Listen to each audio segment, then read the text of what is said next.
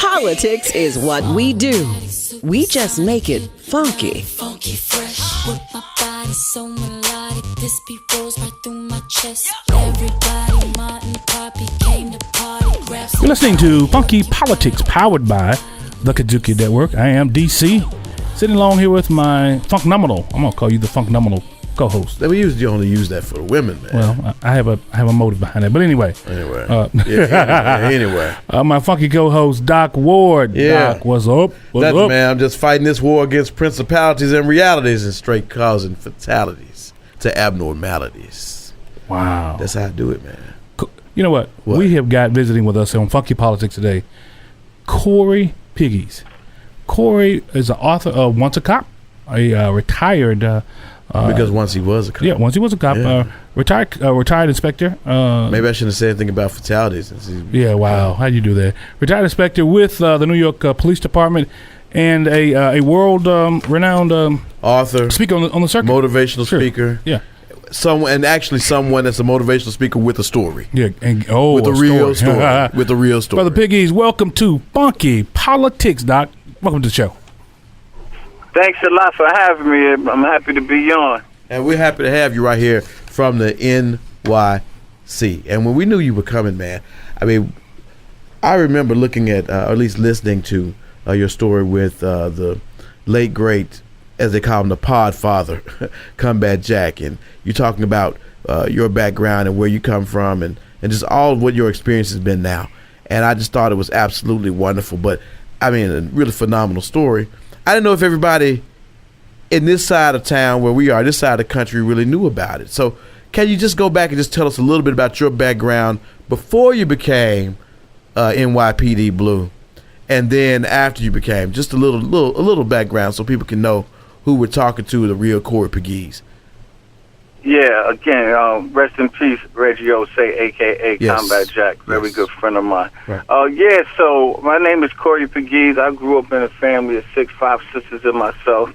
About the age of 13, I gravitated out to the streets and started selling marijuana. Graduated from there to masculine tabs, loose cocaine, and then around 84, 85, this wonder drug named crack cocaine hit, and I got involved in selling crack for one of the most violent drug conglomerates in the country called the Supreme Team. I did that for about 5 years, about five and a half years. I sold drugs, and then December 12th, 1986, my son was born, Corey Jr., and I made a decision as I was holding him at Brooklyn Hospital in my arms, saying what kind of man I'll be for him. I'm going to go to jail for 5 years, come home, they throw me a barbecue, or I'm going to stay at home and take him to preschool and walk him into his first grade classroom. And I chose the latter. So about less than a year of him being born, I went to the U.S. Army, did 3.5 years, 3 years and 8 months in the military, came out.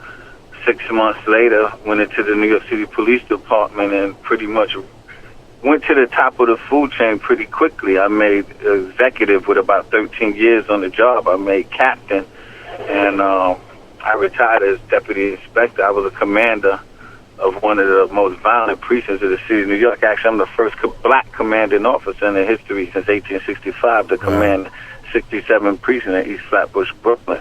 And along the way, I got my bachelor's, my master's, went to Columbia University, was a professor. Actually, I am a professor currently at Medgar Evers College in Brooklyn, New York. And wrote a book, a 2-time award-winning author, wrote a best-selling book called Once a Cop.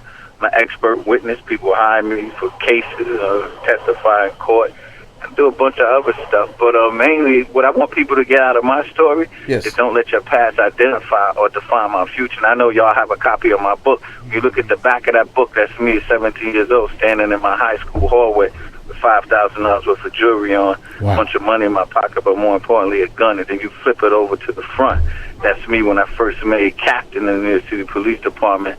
I was one of 13 black executives in the police department that had 40,000 people. I was able to tell 39,987 people what to do. Wow. So between that picture in the back and the picture on the front, when you read what's in the middle of that book, you're going to see a transformation of life. You know, the themes of the book are self-awareness, self-actualization, and transformation. And obviously, I talk about police policies and procedures, but overall, what I want people to get out of the book, again, is don't let your past identify or define your future. Brother, you've come a very, very long way from a kid in high school to the front cover of a bestseller. Absolutely. You know, and I think that it's laudable that you are sharing this story around the country, because you're on the circuit out there. You're on the speaking circuit out there.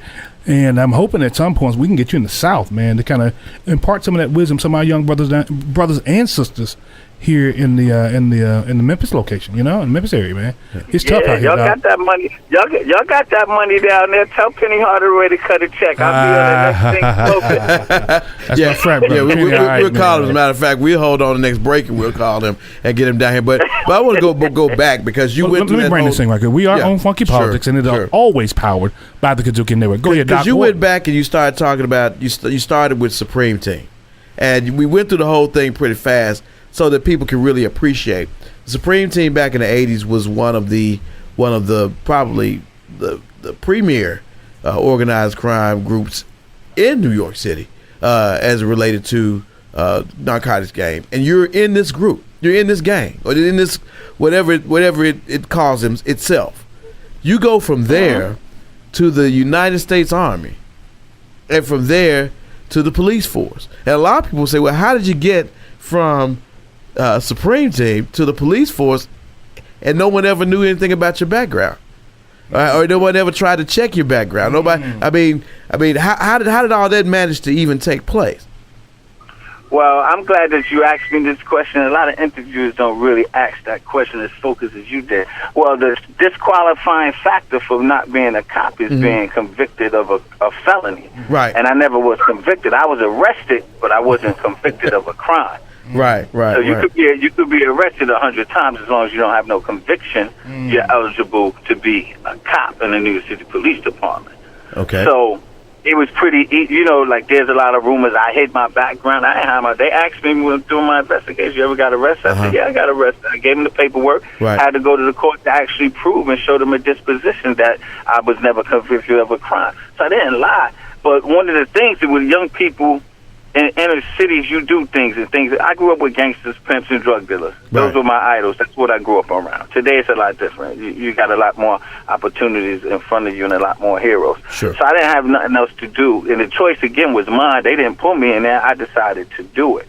But now when it was time for me to change my life, you think that I'm going to do an investigation for a police department, clear the hurdle, they tell me you're getting ready to be hired, and I'm going to go back and say, oh, by the way, let me tell you, I sold crack cocaine, I shot somebody, I sold drugs, I robbed people. No, I'm not doing that. Why would I go? Who in their right mind would go? Because if everybody in America that got a job told they passed, there will be no workforce in America. Because I'm not the only person that got something in my background. Yeah, they say everybody's got something they're not putting on their resume. Everybody got something. But, you know, but the biggest thing is, look at the wonderful transformation of life. Absolutely. I am the poster child for transformation in the city for all these kids that they got boxed in and saying, you did this and this is where you are forever. You're never going to change. No, you show them Corey Pegues' story, show them my picture and say, no, he did it.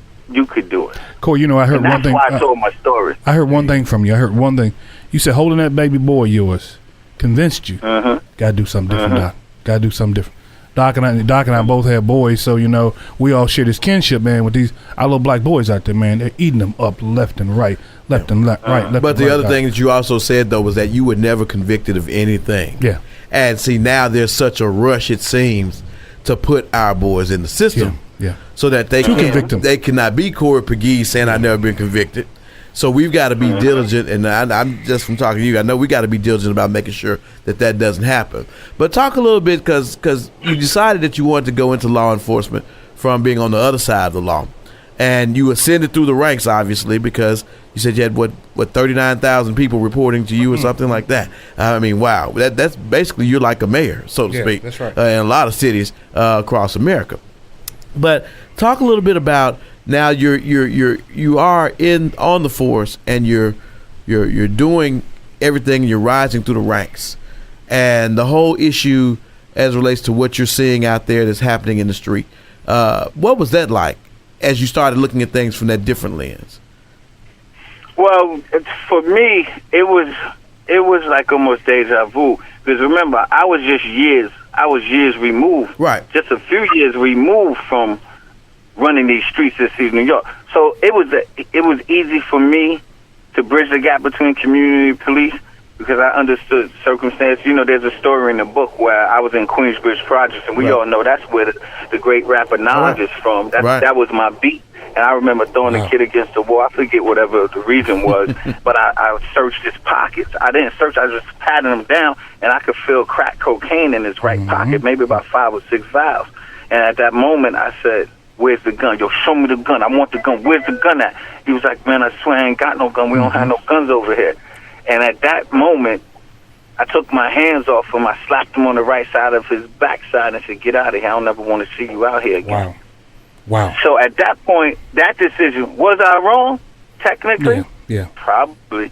Maybe when you're going right by the letter of the law. But for me, it was the same story in my book when I got caught with 300 vials of crack, and the cop threw the crack back to me and said, "Get out of here. Tell your boss I did him a favor." Wow. 300 vials of crack. You know, wow. Not that I was, you know, that's not corruption what I did, but it was maybe that guy grew up to kill people. I don't know. But maybe he turned out to be Corey Pegues. But it was the familiarity that you had with that young man. I can guarantee you that on the other side of town somewhere in Bed-Stuy, there's a cop there that's doing the same thing for some cat that's running around doing something. And on the reverse, I didn't reach in his pocket.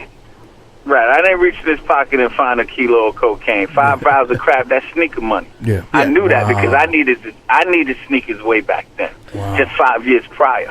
And that's why it's so important to have people that can identify with the folks out here that I wouldn't say necessarily committing crimes, folks that are trying to get over. Because society has dealt us a blow, particularly in a lot of instances with African American people where they feel like there's a way to get over. Is it the right way? No. But you have to have people in law enforcement to have that level of understanding. That's why you hear the first here on Funky Politics.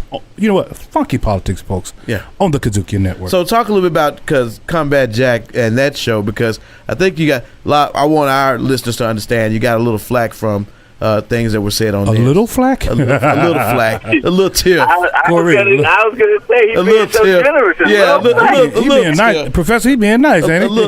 They got into a little tiff with the force over that. So, could you reflect on that a little bit, and we can move on? Yeah, so what a lot of people don't know until they buy the book, I wrote my own book. I wrote my own story. There's no ghostwriter there.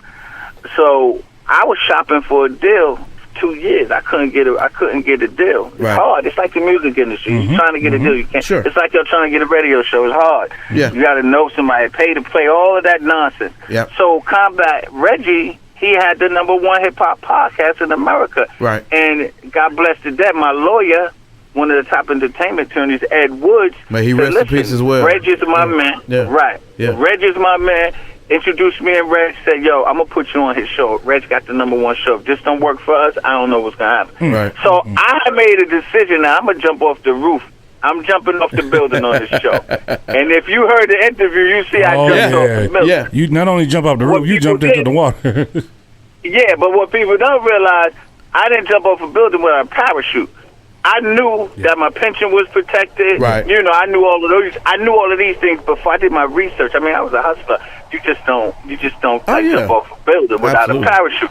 So I knew I was going to cause a whole bunch of controversy, but I didn't realize I was going to be on the front page of one of the top New York City newspapers, the Post. The story ran on me for 5 days straight. Yeah, I looked at the Post. To say that word. I refused to say that word. But I was on the front page of this New York periodical, right? And ended up being the lead story for 5 days. Wow, it was amazing. Wow. I mean, they had me on the front page next to Derek Jeter.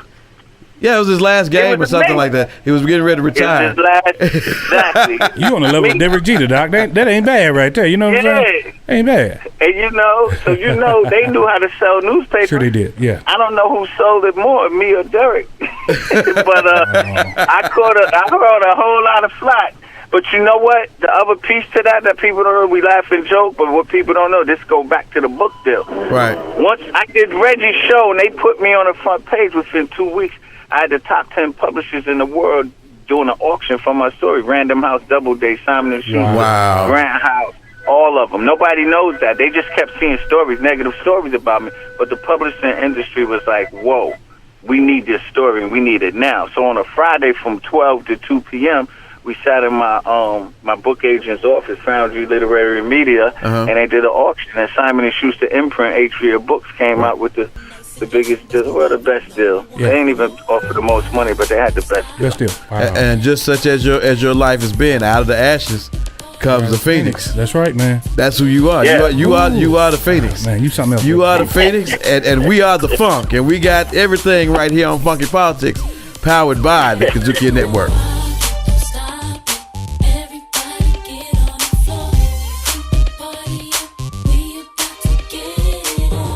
DC and Doc Ward on Funky Politics. Grind Fed. I'm your host, Cynthia Daniels. And I'm your co-host, Williams Brack. So we're going to be interviewing business owners about their journey. What made them leave their 9-to-5 and just go out and create their own brand? I think sometimes we overplan things and that can kind of cause a delay or setback. But I would definitely say dive in, get your name started, get your website up, get your business cards. Grind Fed. Sponsored by Epicenter, powered by the Kazuki Network. Find us on Apple Podcasts, YouTube, Google Play, and many of your podcast providers. Grind Fed. Politics is what we do. We just make it funky. Powered by MLG&W, Memphis Light Gas and Water.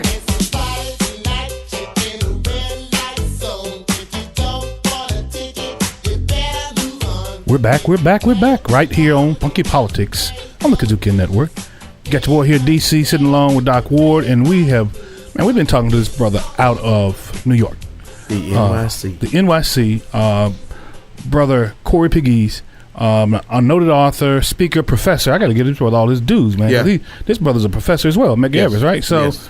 And also a retired executive with the New York Police Department. Yes. Who has brought a lot of what can you say over the last 2 years? He's brought a lot of sunlight to policing. A lot of interest. Yeah, a lot of interest, and I think sunlight as well. Right. To policing, not only in New York, but if it's in New York, it's pretty much in Chicago and all these other markets. So welcome back to the program now, Brother Pegues. We're going to pick right back up with some very essential things we just got to get into, man. We got to get into this thing. So welcome back. Thanks for having me again.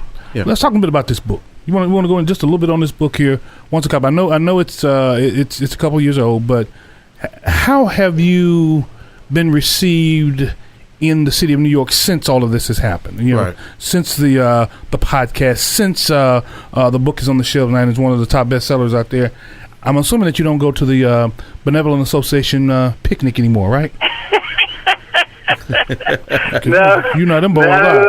Shit, your hot dog might be something else, dog. You better watch out. Yeah, exactly. But you know what's funny? I'm gonna tell you right now. I'm gonna keep it to you. If you did any research on me, I keep it. It's black or white. You either love me or hate me. And I'm gonna tell you that whole New York Post and all that. That was fed by a bunch of racist white cops that wanted to try to knock me down. Mm-hmm. And it is what it is, because I've been dealing with racism my entire life, especially working at NYPD for 21 years. If you read in my book, I got more than a few issues with the racism that I had to deal with as I was climbing through the ladder. Mm-hmm. So for me, it doesn't really matter. Policing was just a part. I'm a hustler, so I grew up poor. I was poor. I was I hustled in the street.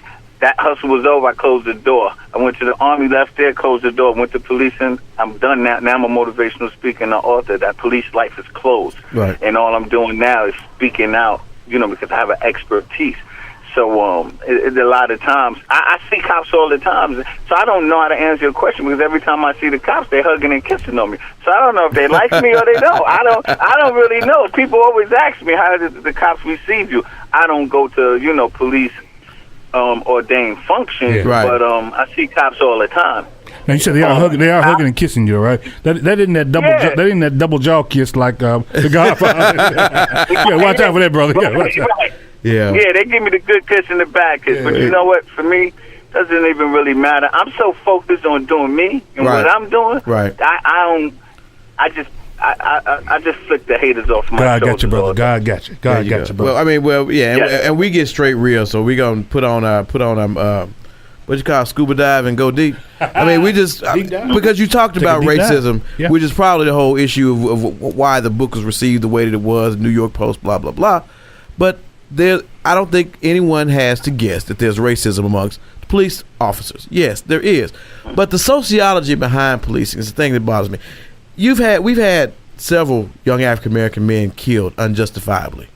Okay, I'm an attorney by trade. I know we got to go through courts of law. I'm going to tell you it's murder. It's what it is. Period. I don't care if it's documented as such or not. But in the sociology of policing, how in the world do we get to this point to where this becomes something that is so easy for men and women? Yes. Because Oklahoma tells us that's a woman. Men and women Dallas, to Texas. do. Dallas, Texas is a woman. Why is it so easy for men and women who's supposed to be protecting law and order? Why is it so easy to do that to us when they're supposed to pass psychological evaluations, situational evaluations, all the other checkpoints they have to go through to make sure they're mentally fit to protect? How does it get to be so easy for a police officer to pull out a gun, murder someone for which they have done nothing wrong, and there's nothing that they can find on that person to make them that would justify it? Well, the first thing I got to tell you is you right on all those salient points that you hit, and the second thing we have to realize, if we don't know, the stuff that's happening today is not new. Sure. The only difference now between 10 years ago is cell phone footage and body cameras is exposing it now. Right. It's been happening. You got to understand, before there was cameras, cops to kill an unarmed person, they controlled the narrative. They would say he or she reached for what we appear to believe is the gun. We as the citizens give the cops, the utmost respect and say we believe, if that's what they said, well, Rakim should have never reached in his waist.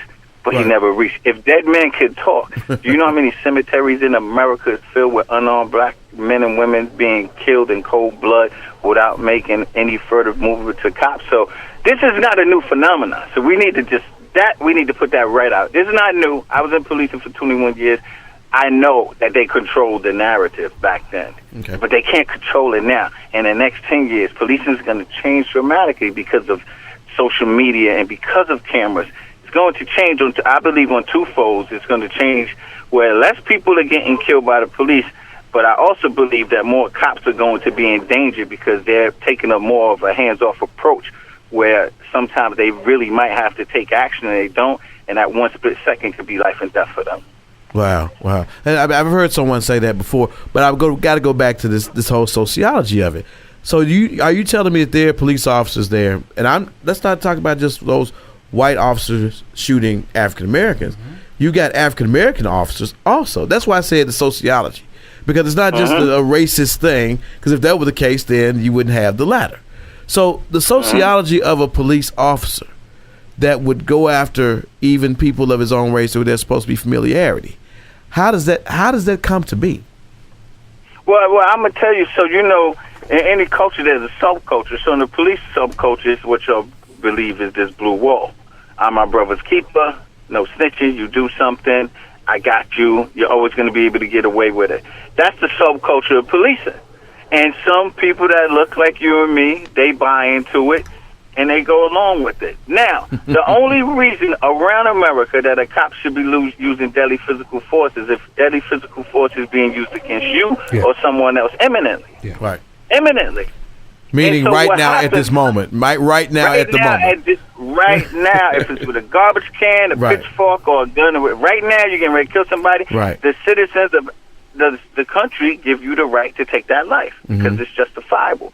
So what's happening, these cops are getting off on this one other thing that cops got and people don't understand is cops get off when they say, I was in fear of my life. Which juries, so now when this stuff is presented in front of juries, I can't predict when you was in fear or not. Right. That's correct.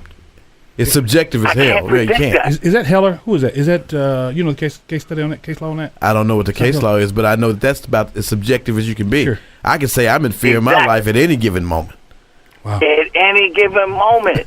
But in policing, you got to start holding these cops. I mean, look at this poor young man that was in his apartment in Dallas, Texas. Yes. Killed by that cop. I don't know. There's a black police chief female that's been there less than a year, and I don't even know how the hell she got in that position. I'm a leader. Leadership is top down. It ain't never bottom up. Right. She has watched this investigation from the moment that it happened. One, I don't even know why she handed it off. Why you hand it off? It's your case. Yeah. It's yours. Handle it. It's dollars. Why you doing a handoff to the state troopers who has a history of covering up police departments? Yes, sir. Preach, doctor, preach. That's the number one thing. Two, why wasn't this woman terminated?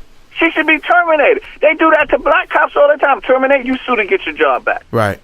But we're going to hold on to her. We're going to hold on to all investigations. There's nothing else you need to know. He was in his apartment. He was killed in cold blood. He ain't leave his apartment. You didn't find no weapons. You found marijuana. So, well, he smoked weed. Everybody smoked weed.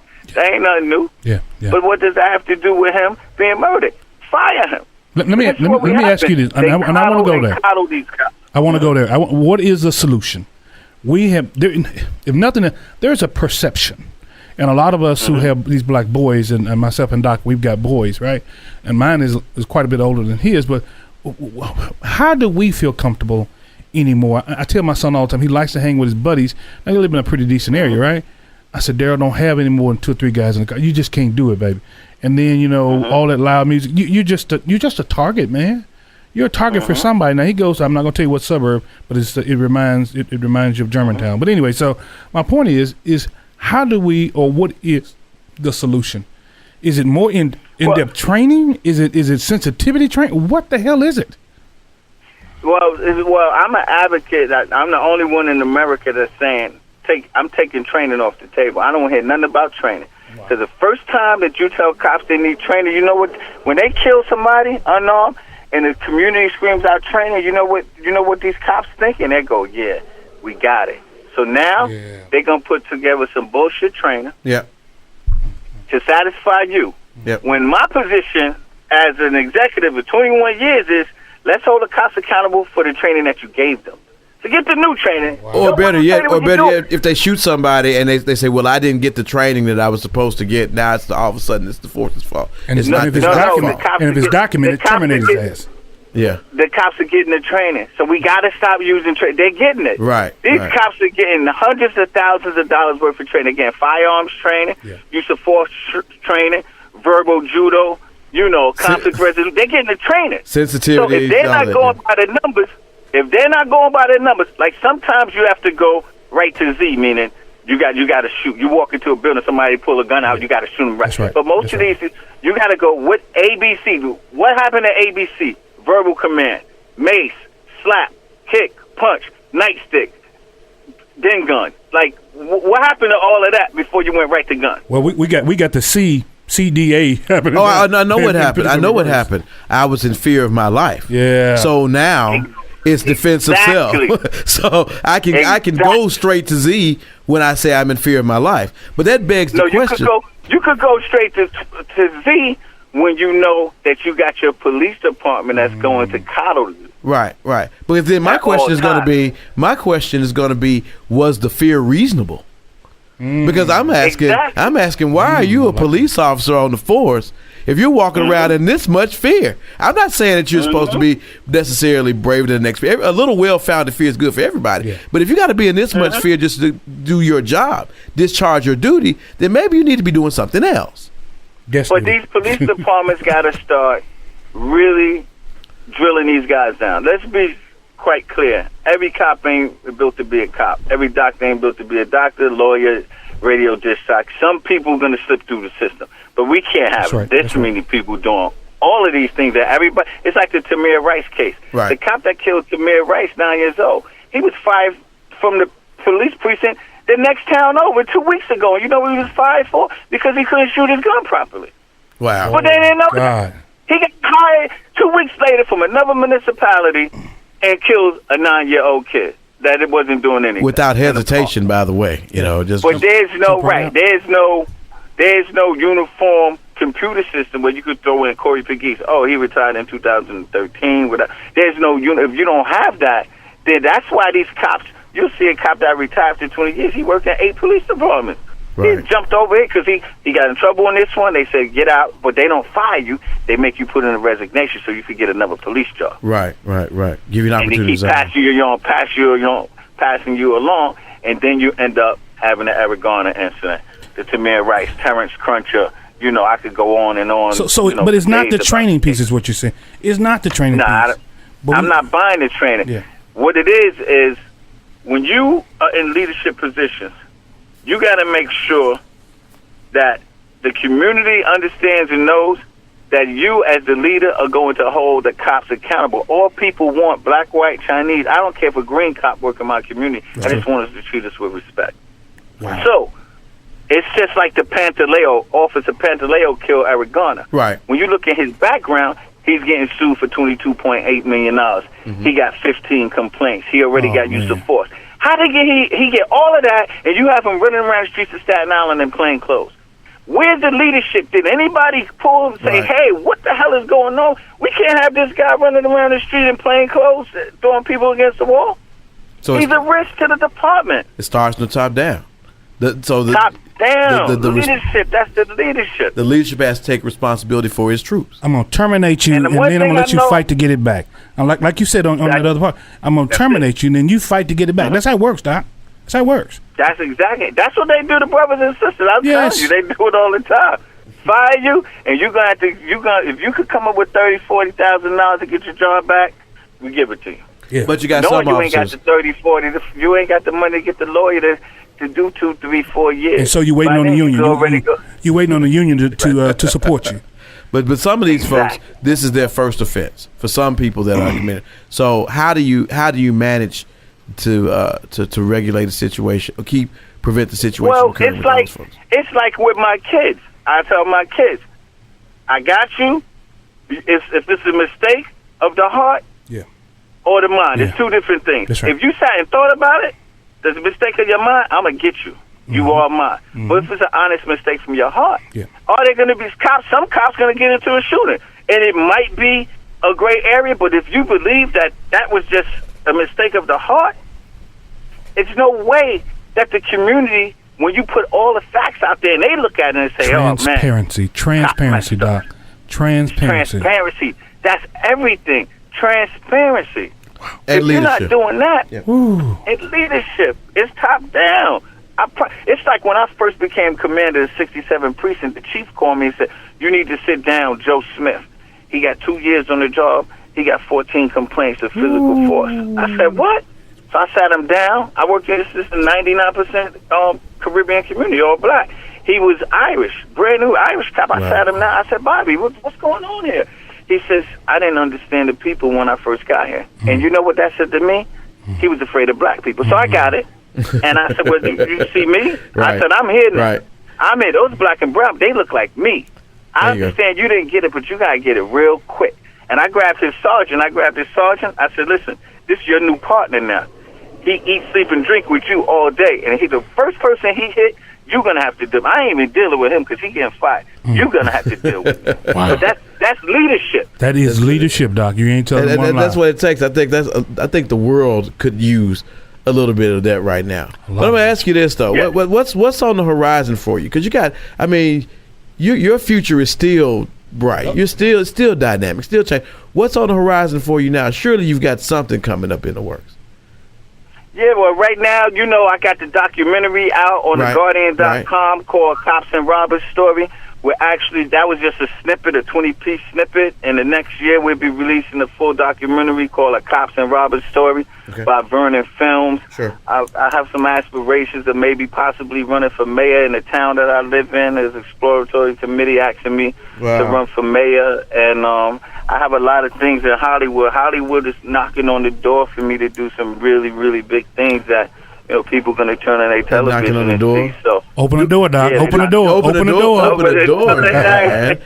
So we're working. I'm just blessed. To have an opportunity. Wow. Do we need to have you come back soon and tell us what's because you said knocking on the door after you answer the door? Do we need to have you come back and talk about it?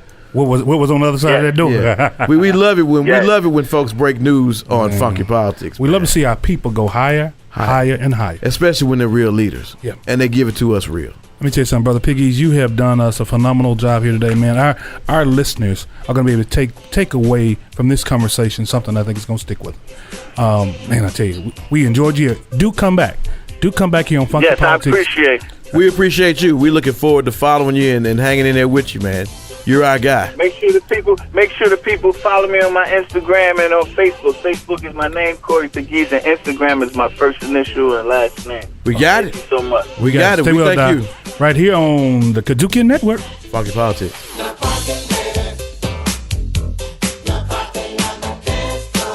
Politics is what we do. We just make it funky. Powered by MLG&W, Memphis Light Gas and Water. Grind Fed. I'm your host, Cynthia Daniels. And I'm your co-host, Williams Brack. So we're going to be interviewing business owners about their journey. What made them leave their 9-to-5 and just go out and create their own brand? I think sometimes we overplan things and that can kind of cause a delay or setback. But I would definitely say dive in, get your name started, get your website up, get your business cards. Grind Fed. Sponsored by Epicenter, powered by the Kazukian Network. Find us on Apple Podcasts, YouTube, Google Play, and many of your podcast providers. Grind Fed.